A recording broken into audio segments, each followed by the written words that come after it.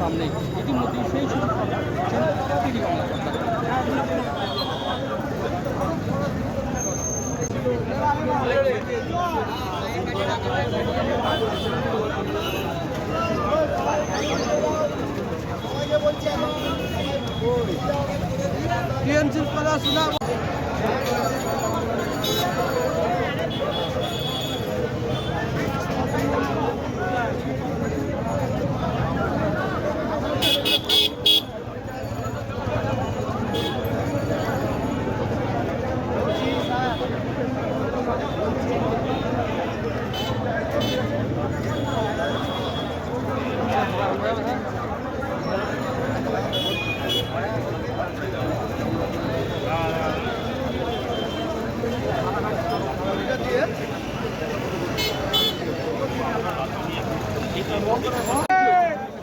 আমরা তো জমায়েতে দাঁড়িয়েছিলাম, আমরা বেরিয়েছিলাম। আমরা আজকে আমাদের সভা যে হয়েছে শপথ সভা, সেই সভায় বেরিয়েছিলাম। বড়বাবু হঠাৎ করে যে আমাদের একটা মহিলাকে মারধর করে, আমাদের ছেলে মেয়ে 5 জনকে খুব হারে মারে। আর কারো পা পেটেছে, কারো কপাল পেটেছে।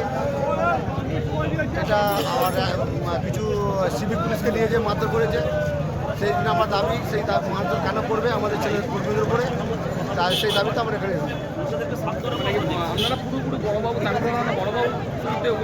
হ্যাঁ বড়বাবু কি চাইছেন? আমরা চাইছি আমাদের তো ছেলেদের তো ছাড়তে হবে প্রথম কথা।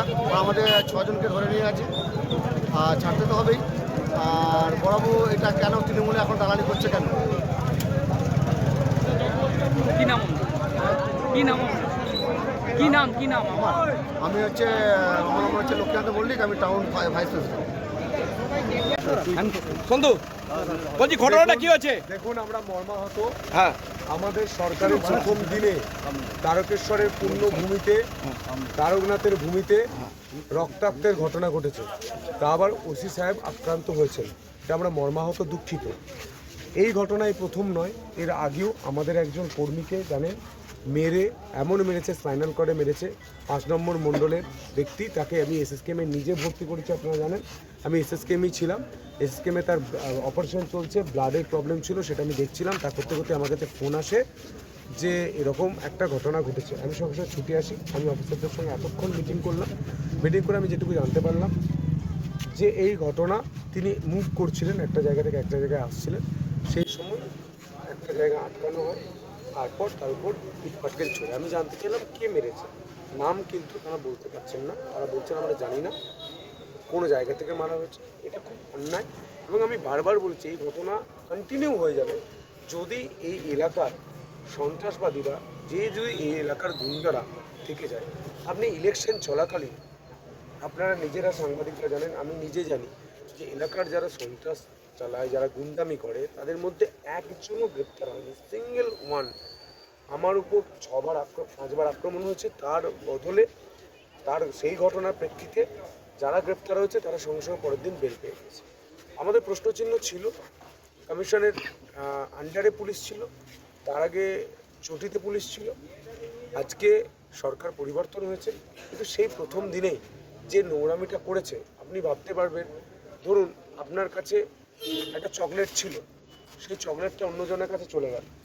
আপনি বুঝে নিলেন যে চকলেটটা পার্মানেন্টলি তার কাছে চলে গেল। আপনি মেরে তার কাছ থেকে নিতে চাইবেন। স্বভাবতই তৃণমূলের গুন্ডারা বুঝতে পারছে যে পুলিশটা তাদের কন্ট্রোলে নেই। তাই পুরনো রাগ থেকে পুলিশ কর্মীদের উপর আক্রমণ হয়েছে। এটা খুব ব্যথিত, মর্মাহত। এবার আরও একটি ঘটনা আজকের ইনসিডেন্টেই হয়েছে, তার আগে হয়েছে যে এখানকার যিনি টপ গুন্ডা নামে পরিচিত, যার কোটি কোটি টাকার সম্পত্তি, কয়েক বছর আগে খেতে পেত না, একটা বিড়ি 3বার করে খেত, সেই ফাদার্স, তাদের সম্পত্তির বহার আপনারা জানেন। তাদের ফ্যামিলির তরফ থেকে আমাদের কিছু কর্মীকে বলা হয়েছে যে তোরা সরকারে আসতে পারিস, সিস্টেমটা আমাদের। তো আমরা জানতে গিয়েছিলাম কোন সিস্টেম ওনাদের। আপনি সিসিটিভি ফুটেজ পেয়ে যাবেন, আপনারা তো এগিয়ে আছেন সাংবাদিকরা, আমি তো ছিলাম এই দুনিয়া, আমি জানি। সিসিটিভি ফুটেজ দেখবেন, সেখানে পরিষ্কার আমাদের ছেলেরা গিয়ে কথা বলছে, কথা চলছে। সেই মুহূর্তে তারা সেখান থেকে থানায় ফোন করেছিলেন যে আমাদের এখানে কিছু মব জড়ো হয়েছে, আমাদের প্রাণে মারবে। যদি 50 জন ব্যক্তি 3 জনকে মারবে বলে জড়ো হয়, তাহলে 15 থেকে 20 মিনিট কথা বলবে না, মারার জন্য কাছে মেরবে চলে আসবে, হিসাব কি বলে? কিন্তু আমরা হিংসার পথকে অনুসরণ করি না। আমাদের রাজ্য সভাপতি মাননীয় শ্রমিক দা, আমাদের নতুন মুখ্যমন্ত্রী শুভেন্দু অধিকারী মহাশয় এবং আমাদের তরফ থেকে যেটা বারবার বলা হয়েছে, প্রথম দিন আমি এসেই বলেছি যে কোনো ভায়োলেন্স টলারেট হবে না। তাই আমাদের যারা অতি উৎসাহিত পার্টি কর্মী, যারা এত বছর ধরে পার্টি করেছে, তৃণমূল ধরে ধরে মেরেছে, উলঙ্গ করে মেরেছে, তারা শালীনতা বজায় রেখে সংযম দেখিয়ে জানতে চেয়েছিলেন যে তোমরা যে পাড়ায় বলে বেড়াচ্ছ আমাদের সরকার এসে যে সিস্টেম, তোমাদের আজকে যেহেতু শপথ গ্রহণ ছিল, তো বলছে তোমাদের শপথ গ্রহণ করছে মুখ্যমন্ত্রী, কিন্তু সিস্টেমটা ওনাদের, কোন সিস্টেমটা ওনাদের একটু জানতে গিয়েছে। তো কথা হয়েছে, চলে এসেছে, কিন্তু হঠাৎ করে আমি শুনলাম যে এখান থেকে পুলিশ ফোর্স যায়। পুলিশেরও কিছু করার নেই, অভিযোগ করলে যাবে, কারণ আমাদের বলাই আছে সরকারের তরফ থেকে দল মত রং নির্বিশেষে আপনারা যাবেন, দেখবেন। গিয়েছেন, লাঠিচার্জ করেছেন। আপনি ভাবেন এটা যদি তৃণমূলের আমলে হতো, পুলিশ গিয়ে কী করতো? হাত জোর করতো, মিষ্টি খাওয়াতো, নিয়ে চলে আসতো। আমাদের আমলে, আমাদের প্রথম সরকার, বিজেপির সরকারে, মানুষের সরকার, সেখানে গিয়ে প্রথমেই যে দেখেছে মব, প্রচুর লোক জমে আছে, অতি উৎসাহিত মানুষ, এখন জিতেছে সবাই, আজকে সরকার গঠন হয়েছে, সব জায়গায় মিষ্টি বিলি হয়েছে, গোটা তারকেশ্বর জুড়ে মিষ্টি বিলি হয়েছে, গোটা তারকেশ্বর জুড়ে আমরা মাছ ভাত খাইয়েছি, অনেকে আপনারাও গেছেন।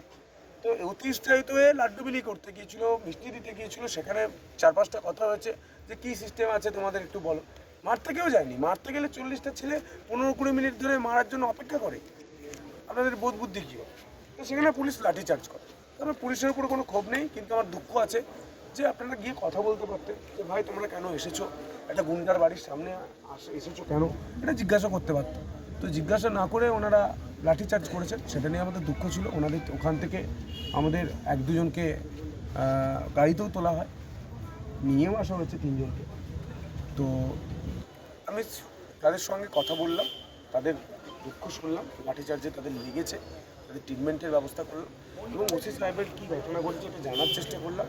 আমি মর্মাহত, আমি আশা করব যে উনি খুব তাড়াতাড়ি সুস্থ হয়ে উঠবেন এবং শুরুর দিকে, আমাদের সরকারের শুরুর দিকে এই যে তারকেশ্বরে রক্ত ঝরলো, তার দায় গুন্ডাদের নিতে হবে, তার দায় পুলিশকেও নিতে হবে। ভোট চলাকালীন একটা কাউকে গ্রেপ্তার করে না, যাদের নামে তৃণমূল বলতো বাঘেগার গরুতে 1 ঘাটে জল খায়, তাদেরকে তো গ্রেপ্তার করেনি, তাদের চুনোপুটিগুলোও গ্রেপ্তার করেনি। হসপিটালের পাশে যে বহুতলটা নির্মাণ হয়েছে, সেই বহুতলের প্রপার্টি দেখলেই আপনি বুঝতে পারবেন যে এরা সারা বছর কী করেছে, মানুষকে কীভাবে শোষণ করেছে। তাই আমি কথা বলতে এসেছিলাম, ডিএসপি সাহেব আছেন, অ্যাডিশনাল এসপি আছেন, তারা আমায় জানালেন যে কোনো অসুবিধা নেই, আমরা তদন্ত করে দেখছি যে ওসি সাহেবের উপর কি আক্রমণ করেছে, আমার উপরও 5-6 বার আক্রমণ হয়েছে, সেই তদন্ত এখনও চলছে, আমি এখনও জানতে পারিনি কি আক্রমণ করেছে। তদন্ত আমাদের নতুন সরকার এসেছে, তদন্ত গতিতে এগোবে, বুলেট ট্রেনের মতো এগোবে। তো তদন্ত করে জানাক ওসি সাহেবকে কী মেরেছে, আমরা জানতে চাই। আর যে ঘটনা ঘটেছে, একজন গুন্ডার বাড়ির সামনে আমাদের লাড্ডু বিতরণের জন্য লাঠিচার্জ খেতে হয়েছে, আমরা ঠিক আছে, আমরা বলেছিলাম মার খাবো না, মিষ্টি খাবো। আমরা সরকারের প্রথম দিনই দেখলাম আমরা মারও খেলাম, মিষ্টিও খেলাম, ভালো আছি, ভালো থাকবো, সবাইকে নিয়ে চলবো, ভালো থাকবেন। পুলিশ কি এখনো তৃণমূলের হয়ে কাজ করছে? দেখুন, চটি পড়ে থাকলে, চটি খুললে পায়েতে একটা ছাপ থেকে যায়, সেই ছাপটা একটু রয়েছে, কারণ রোদে ট্যান পড়েছে, তো দেখবেন চটি পড়লে রোদে একটা ট্যান পড়ে, মানে একটা ছাপ রয়েছে, চটির ছাপ, ওটা আস্তে আস্তে ঠিক হয়ে যায়। আমরা নিরপেক্ষতা বজায় রেখে, শালীনতা বজায় রেখে, শান্তি বজায় রেখে পুলিশকে কাজ করার পারমিশন, পুলিশকে কাজ করার অনুমতি, পুলিশকে কাজ করার দায়িত্ব, পুলিশকে কাজ করার জন্য সৃজনশীলতা, পুলিশকে কাজ করার জন্য পরিবেশ, সেটা বিজেপি সরকার নির্মাণ করে দিয়েছে প্রথম দিনেই। আমরা সংখ্যাগরিষ্ঠতা পাওয়ার পরেই প্রথম প্রেস কনফারেন্সে আমাদের তরফ থেকে বলা হয়েছে কোনো রকম ভায়োলেন্স চলবে না। কেন বলেছি? কোনো রাজ্যে ভায়োলেন্স সেভাবে হয় না, এই রাজ্যে এই সংস্কৃতিটা সিপিএম আমদানি করেছে, তৃণমূল সেটাকে পোশাক পরিয়েছে, দিয়ে একটা বিরাট দৈত্যের আকার দিয়েছে 2021-এ। আমি নাম করে বলতে পারি, শাহবাজার, পারুম্বা শাহবাজার থেকে শুভ বলে একটা ছেলে 2021-এ তাকে পুরো উলঙ্গ করে মারধর করা হয়েছে। তারকেশ্বর টাউনে আপনারা অনেকেই জানেন না, আমাদের 6 জন মাতৃশক্তিকে, এই যে 3-4টে গুন্ডা আছে না, টুনটুন পুসিয়া, এরা সব আছে, এখন বাড়ি ছাড়া, কেন ছাড়া, কেউ তো ছাড়া করেনি, কেন ছাড়া হয়েছে?